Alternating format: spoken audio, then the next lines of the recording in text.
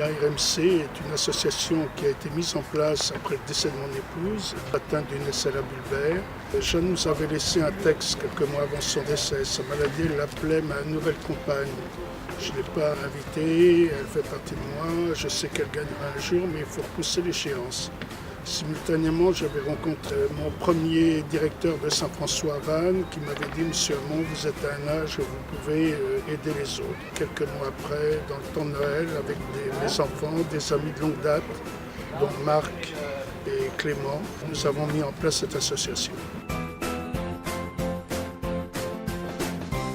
L'objectif principal, c'est la recherche médicale. Cette maladie est connue depuis 1865 par le professeur Charcot à Salpêtrière. Il n'y a aucun traitement à ce jour contre cette maladie-là pour la ralentir ou la stabiliser. Le deuxième objectif, c'est rencontrer les familles concernées par un malade SLA au sein de la famille et leur apporter du confort, du réconfort, de l'aide morale et puis matérielle si les gens ont besoin d'un équipement précis. Dans le temps de Noël, nous avons vendu des bougies sur les marchés de Noël pour acheter une commande oculaire à un jeune qui a été diagnostiqué, cela a 26 ans et qui est complètement paralysé, qui ne parle plus. On attache beaucoup d'importance à nous faire connaître et à visiter les familles concernées par cette maladie. Et quand Claude nous dit nous faire connaître, c'est aussi faire connaître la maladie.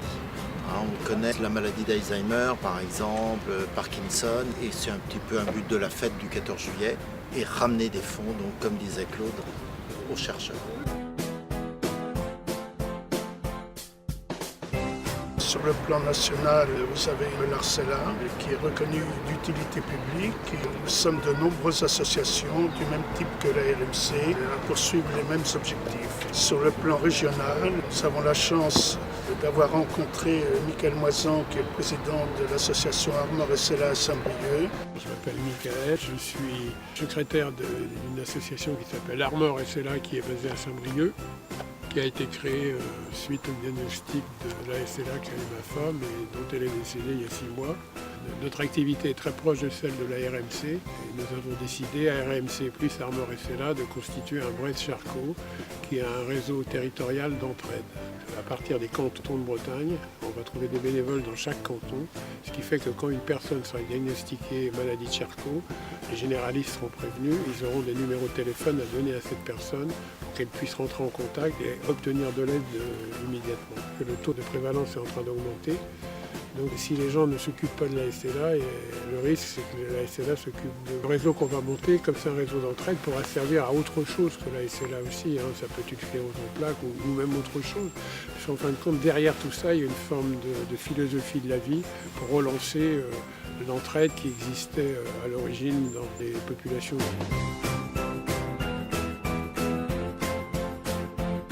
On a mis en place une fête toute simple, à base de randonnée le matin. Depuis 2 ans, on propose un repas champêtre le midi. L'après-midi, nous avons un temps fort, plus particulièrement orienté sur un échange entre les familles, les malades et le corps médical.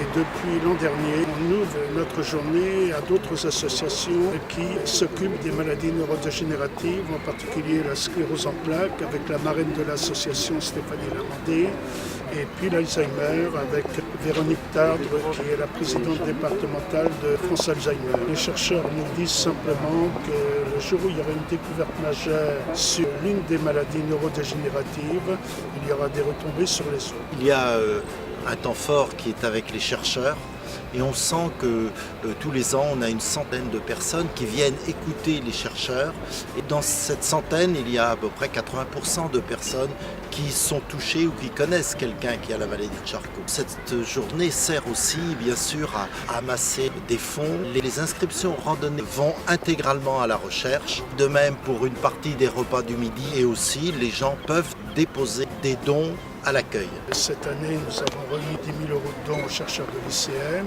6 750 € à la Fondation Thierry Latran et nous dépassons sur nos 5 premières années d'exercice un peu plus de 56 000 € de dons. Nous avons les chercheurs qui viennent à notre fête du 14 juillet et qui nous envoient un rapport très précis sur l'utilisation de nos dons. Vous êtes la marraine de l'association l'ARMC de Ploquadec. Qu'est-ce qui vous a poussé à rentrer dans cette association ? parce que j'ai perdu un ami de la SLA. Son enterrement était le jour où j'ai eu l'écharpe 3e Dauphine Bretagne. J'avais promis à sa maman de lui ramener un cadeau et c'est ce que j'ai fait. En juin, j'ai rencontré Claude et son histoire m'a beaucoup touchée. Et j'ai souhaité poursuivre mes actions pour mon ami et pour Claude aussi. Si vous deviez définir l'association en un mot, ça serait quoi? Solidarité. Pour vous, qu'est-ce que ça fait d'être de 3e Dauphine? C'est aussi donner l'espoir aux personnes en situation de handicap. Le handicap, c'est pas une barrière. On a d'abord un travail très rigoureux au niveau du secrétariat. Sur le plan comptable, on attache beaucoup d'importance à renouveler les cotisations de nos adhérents chaque année. Mais nous attachons beaucoup d'importance à ce qu'elle sert à 70% au niveau de la recherche médicale. D'un autre côté, le 14 juillet nous apporte des fonds tant au niveau des randos qu'au niveau des repas champêtres qu'on propose. Au niveau du secrétariat, il y a des sollicitations quasi permanentes en direction d'entreprises, de fondations pour nous aider.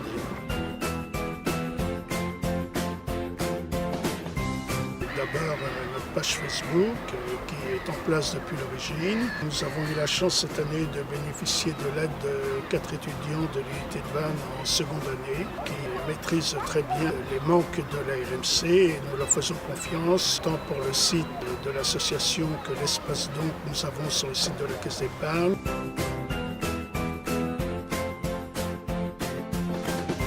Le premier conseil que je pourrais donner, surtout si la personne est encore valide, c'est de voyager, de profiter un petit peu du bonheur qu'on a de pouvoir encore se déplacer.